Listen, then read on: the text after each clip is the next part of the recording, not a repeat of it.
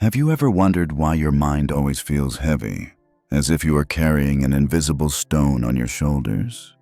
Other people hear a story and move on, but you find it echoing in your head for hours. They laugh carelessly, while you hear the off notes in their voice, the uneven rhythm in their eyes, and the subtle discomfort that no one else notices. For a deep thinker, the world is never silent. It is like being in a room with 100 clocks ticking at once, each second hand striking a different rhythm, and you hear them all. This is the burden of awareness. You do not just live in the world, you live in all the hidden vibrations beneath it. Your brain is constantly analyzing, connecting, and reading into things that most people overlook. And because of that, what is ordinary to them becomes endless noise to you. No one sees it, but you know exactly how that weight is wearing you down. Jung once said, "What is not made conscious will direct your life." When you do not understand this mechanism, you believe you are weak, strange, or broken. But the truth is different. You are not broken. You are carrying a finely tuned antenna. And this video will show you how to transform that burden so it no longer crushes you, but instead becomes the tool that guides you with sharper clarity through the noise of the world. Deep thinkers often do not realize the weight they are carrying until both body and mind begin to send signals of exhaustion. In the previous video, The Psychology of Deep Thinkers, I shared how they are like invisible mirrors, reflecting truths that society would rather not see. In the language of deep thinkers, I spoke about a silent language that only they can hear, a language that the majority cannot respond to. But in this video, the story takes another turn, not about society's gaze, not about the loss of voice, but about the hidden overload that silently erodes them every single day. The symptoms are clearer than you think. You leave a short conversation, yet your mind still replays every detail as if you had just sat through an endless conference. You sit with a group of friends, everyone laughing freely, while you feel as though you are processing hundreds of signals all at once. Words, glances, awkward gestures, even the silences that no one else notices. Others only hear the story, but you hear the unsaid. And when you return home, you feel completely drained, though nothing big has happened. This is the burden of awareness. Your brain functions like a radar that never stops. It does not just register, it assigns meaning to everything. A casual remark lingers for hours. A half-hearted smile leaves a heavy echo. And because you were never taught how to filter, every signal, meaningful or meaningless, rushes in at once. The painful part is that almost no one around you sees this exhaustion. Others think you are overreacting, too sensitive, or socially awkward. Those words make you doubt yourself, convincing you that something is wrong with you. But the truth is different. Jung once said, "What is not made conscious returns as fate." This burden is not because you are weak. It is because no one ever handed you the tools to tune the dial of your inner radar. Redefining the problem is the first step. You are not fragile. You are simply living with an antenna more refined than most. Without knowing how to filter, it becomes a burden. But once you learn, it becomes a strength. The power to see truth amid chaos. A form of intelligence the majority will never have. Jung once described a unique mode of perception called introverted intuition, the ability to see through the surface of things and sense hidden layers of meaning without anyone saying a word. For deep thinkers, this intuition feels like a sixth sense that never turns off. They walk into a room and within seconds can feel the atmosphere, who is tense, who is pretending to be fine, who is physically present but mentally far away. On the surface, this might sound like a gift, but in reality, It is like living with a radio that picks up every frequency whether you want it or not.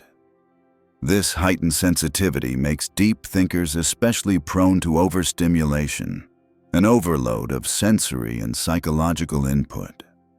Most people have a natural filter that blocks out what is unnecessary.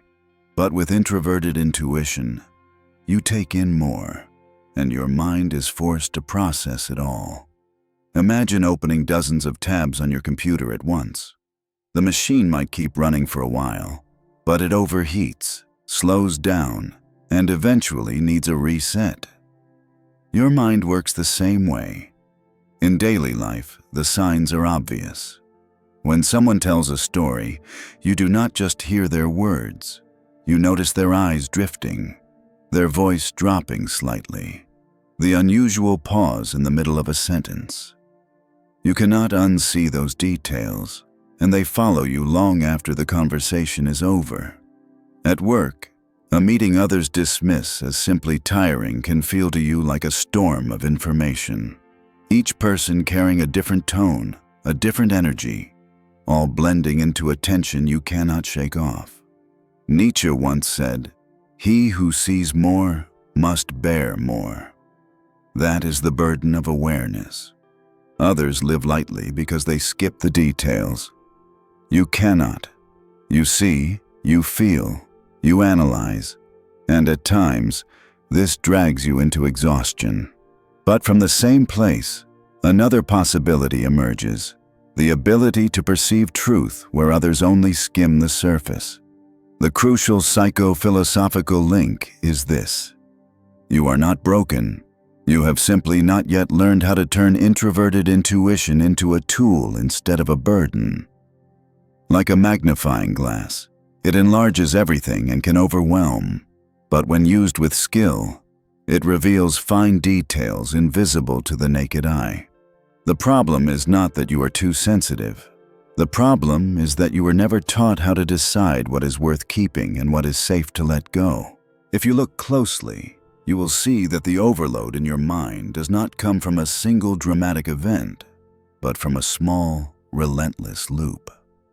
Every day, the inner antenna inside you picks up hundreds of signals: a vague remark, averted eyes, a forced smile. All of it pours into your brain and gets processed simultaneously. Others forget within minutes, but you replay it dozens of times, analyzing, searching for hidden meaning. The problem is this: the more you analyze, the wider your radar opens. The wider the radar, the more signals flood in. This is the unconscious loop of overstimulation. You want control, but the more you try to control, the more you drown. This mechanism hides a trap. It makes you think you are weak, unable to handle pressure like others. You blame yourself, believing this exhaustion is a flaw. But Jung warned, what we do not make conscious will control us. You are not weak. You are simply living with a system so refined that you were never taught how to operate it. In truth, your brain does more than process information. It assigns meaning to everything. And when everything carries meaning, nothing feels small. That is why you are drained by things others dismiss. The turning point lies in awareness. The burden of awareness is not your fault. It is a psychological trait. You cannot switch off the radar, but you can learn to filter the frequencies. Like a radio, if you never adjust it, all you hear is static. But when you know how to turn the dial, you can tune into exactly the channel you need. This is the difference between a deep thinker collapsing under fatigue and a deep thinker harnessing strength from sensitivity. Here comes the reversal. The very overstimulation you call a curse is actually proof you are operating at a higher frequency. Others skip details and live lightly, but in doing so, they miss the truth. You see more, so you carry more. But instead of letting the burden crush you, you can learn to set it down, keep what matters, and release what only weighs you down. Take a simple example. You leave a meeting carrying dozens of emotional impressions. If the unconscious is in charge, you replay everything until you are exhausted. But if awareness steps in, you can ask, of all these signals, which ones actually matter to me, and which are just noise I can let go of? That single question is the twist of the dial. Jung believed that only by bringing the unconscious into light can we find freedom. The burden of awareness is the same. When you do not understand it, it rules you. When you understand it, it becomes a tool. And once you see this, the noise of life is no longer a storm that swallows you, but an ocean of waves where you can choose the path you want to ride.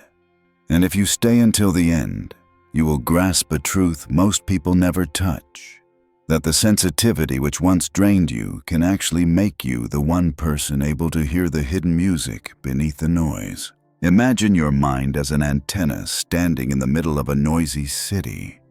While most people only pick up a few clear channels, your antenna captures everything, from the distant hum of engines to a faint conversation to signals so weak no one else would ever notice.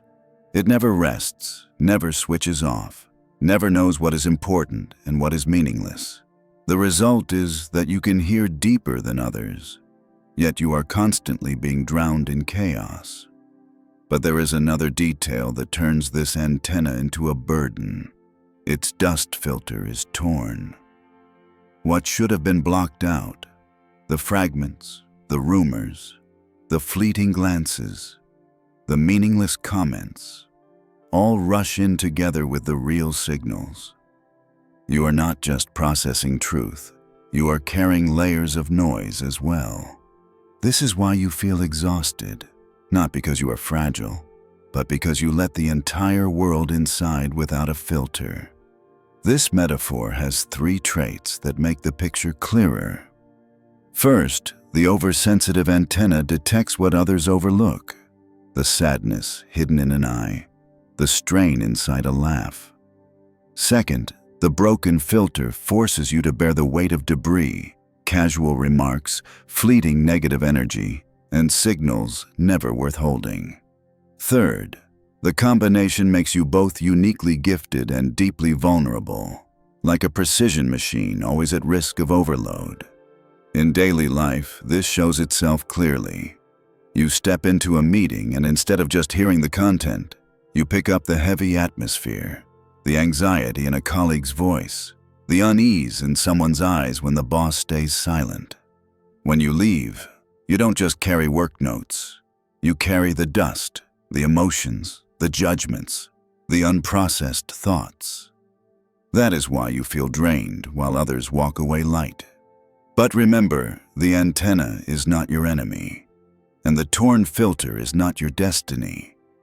Instead of destroying it, you can learn to replace the filter, which means learning to choose which signals you let through. You can let the fragments fall away, keeping only the channels that matter. When that happens, your sensitivity stops being a weight and becomes a radar, a refined compass guiding you through the noise of the world. Jung once said, "We do not heal by imagining figures of light, but by making the darkness conscious."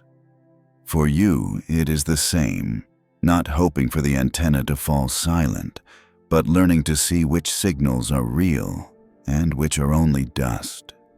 And that is how the burden of awareness turns into a form of power. Try being honest with yourself. How many times have you left a gathering where everyone else felt energized, but you just wanted to lie down because your mind felt heavy and clogged? How many times have you replayed a careless comment until it grew into an unnamed fear? How many times have you withdrawn from a crowd, not because you hated anyone, but because you knew that one more signal would make you break? These signs are clear proof that the antenna inside you is catching too much, and your filter is no longer working. If this continues, the cost will not be small. You will begin avoiding opportunities, refusing conversations, and shrinking your world just to preserve energy. You will build around yourself a shell that looks like safety but is actually a prison. You will lose important connections, and worse, you will lose trust in yourself. Because when the burden becomes a habit, you will believe that you are broken, different, and unworthy of fully showing up in life. Jung once reminded us, the shadow we reject will return to control us. If you do not learn to recognize and adjust, the burden of awareness will return in distorted forms, not only exhausting you, but also shrinking you until you feel like a stranger in your own life. You will live like an antenna that never shuts off, but no longer directs, only drowns in noise. This is the mirror you need to face. You can keep letting the torn filter leak, letting signals and static collide until you collapse. Or you can begin to replace the filter, choosing what to keep and what to release. If not, the burden of awareness will remain chained. But if you do, it can become a radar, a compass that turns you from a sufferer into someone who knows how to listen to life with clarity and freedom. You have grown too used to labeling your sensitivity with words soaked in shame. I'm weak. I overthink too much. I can't handle this. Every time you say it, you lock yourself inside the box others handed you, and the burden of awareness grows heavier, not only because you absorb so much, but because you keep misdefining your very nature. Jung once said, "The language we use to describe reality is the way we live in it." If you keep calling your refined antenna a defect, it will continue to function as a burden. Try reframing. Don't call it too sensitive. Call it the ability to read signals deeply. Don't say, "I'm overwhelmed by everything." Say, "I'm selecting frequencies to focus on." New language doesn't erase sensitivity. It transforms it into a process you can actively guide. Like a DJ turning the dial to find the right track, you too can choose what signals to keep and what static to let drift away. In daily life, this shift makes all the difference. When you sit in a meeting, instead of letting your radar absorb every glance and every tone, you can choose to focus on the one person speaking to you. When you read a comment that stings, instead of replaying it for hours, you can remind yourself, that's just dust slipping through the filter, not an important signal. Each time you do this, you are turning the dial, transforming the burden of awareness into a purposeful radar. Jung believed the unconscious rules you until you make it conscious. When you learn to rename what you experience, you pull the mechanism into awareness. And once it stands in the light, you are no longer dragged by it. You begin to guide yourself. The question, "Why am I exhausted by small things?" gradually shifts into, "Among everything I pick up, what truly matters for me to keep?" Create for yourself an inner declaration, like a silent oath. I am not drowned by noise. I choose the signals. This is not a shallow slogan, but a commitment you repeat every time your inner antenna opens too wide. It is a reminder that you hold the power of choice, and that power lies in changing the filter, not in changing who you are. The warning must be remembered. If you do not change the language, society will do it for you. It will keep calling you the weak one, the complicated one, and you will live beneath that shadow. But if you dare to rename it, the burden of awareness will no longer be chains. It will become a compass, allowing you to connect deeply while protecting your inner quiet. And in that moment, you will finally see, sensitivity does not make you small. It only becomes heavy when you do not understand what it is you are carrying. Understanding the mechanism is only the first step.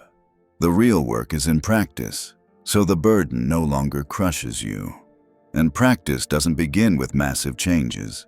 It starts with small, repeatable steps, like replacing the dust filter layer by layer. Step 1. Write down the signals. Whenever you feel overwhelmed, pause and ask yourself, what exactly is affecting me right now? A comment, a glance, or just an assumption? Writing it down helps you separate what is a true signal from what is only noise. Step 2. Create a reset space. Give yourself at least 15 minutes each day to turn off every device, sit in silence, or take a walk without headphones. This isn't isolation. It is the pause that allows your antenna to return to balance. Step 3. Practice intentional focus. In social situations, instead of widening your radar to pick up everything, choose one person, one subject, one moment. When you direct your energy into a single point, you connect more deeply while avoiding overload. Step 4. Cultivate the habit of dropping noise. When a comment sticks in your mind, ask yourself, does this have value for me to hold on to? If the answer is no, imagine wiping dust off the filter and letting it fall away. These steps won't make the antenna disappear, but they allow you to master it. And over time, the burden of awareness stops being a storm that swallows you whole and becomes a current you know how to navigate. If you never learn how to replace the filter of your inner antenna, the price you pay will not just be passing fatigue. It will build into chronic exhaustion, pushing you to avoid social situations, shrinking your world just so you can survive. You will start withdrawing, turning down opportunities, and gradually losing the belief that you can live fully among others. Worse, you will let labels like too sensitive or weak cling to you until you yourself believe you are fragile. This is the dangerous spiral Jung called identification with the shadow, when you let the darker side dominate and steer your life. But if you choose to change, a different quality begins to emerge. You learn to separate real signals from noise. Instead of drowning in static, you can listen selectively, focusing only on what matters. You no longer leave every gathering drained because you know how to turn the dial, when to open up, and when to narrow down. In that moment, the sensitivity that once exhausted you becomes strength. The ability to perceive subtle details, to connect deeply, and to see truths others will never touch. Jung once wrote, "We do not become enlightened by imagining light, but by making the darkness conscious." The burden of awareness is the same. It does not vanish just because you wish it away. It changes only when you become aware that you live with a special antenna and learn how to master it.